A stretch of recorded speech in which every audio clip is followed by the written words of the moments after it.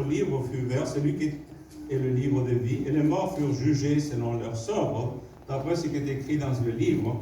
La mer rendit les morts qui étaient en elle, la mort et le séjour de mort rendit les morts qui étaient en eux, et chacun fut jugé tu vas trouver tout le message. Ok, merci. SDA, si tu veux, Ok, tu vas trouver tout le message. merci. Donc, attendez, mais c'est pas comme dans la parabole, non. Il y a aussi La parabole, c'est tout ça, le résumé de tout ça ensemble.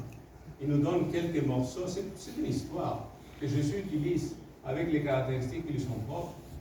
Cette parabole, c'est pas inventé par Jésus, il veut nous donner une signification bien précise. D'accord? D'autres textes qui disent à peu près la même chose. Luc chapitre 13, verset 28 dira: c'est là qu'il aura des pleurs, des grands serments de dents, quand vous verrez Abraham, Isaac et Jacob et tous les prophètes dans le royaume de Dieu, et que vous serez jetés dehors. Il s'adresse aux Juifs. Parce que la pensée des Juifs d'époque, c'est: je suis juif, donc je suis sauvé. Et Jésus est en train de leur dire: non, non, tu es juif et tu vas te perdre. Pas seulement toi, la majorité d'entre vous. Vous n'avez pas reconnu le Christ. Vous n'avez pas accepté le message. Vous êtes en train de vous condamner tous.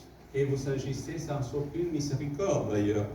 Donc, autres arguments contre une interprétation littérale. Il y aurait plusieurs autres. Je fais vite là-dessus. Lazare et les riches ont des corps physiques. C'est un gros problème.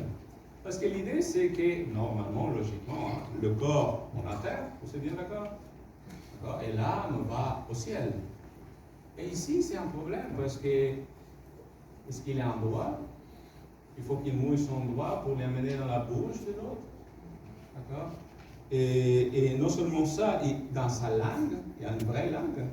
Attends, les âmes ont des langues et des doigts et tout le reste du corps est toujours là. Est-ce que son âme est partie au ciel avec tous les morceaux en plus? C'est comment ça s'est passé cette affaire?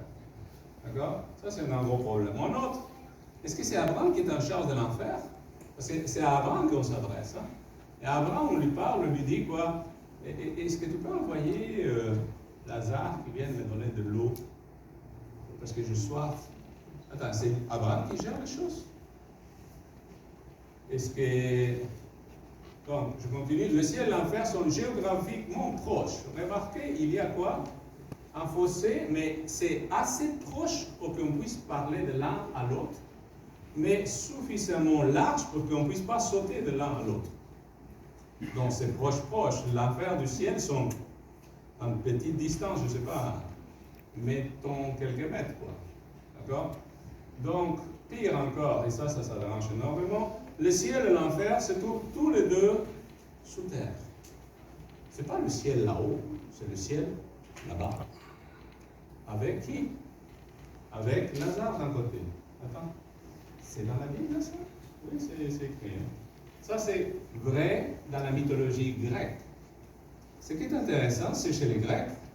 Vous savez, pour les Grecs, le monde souterrain, il y a 4 niveaux.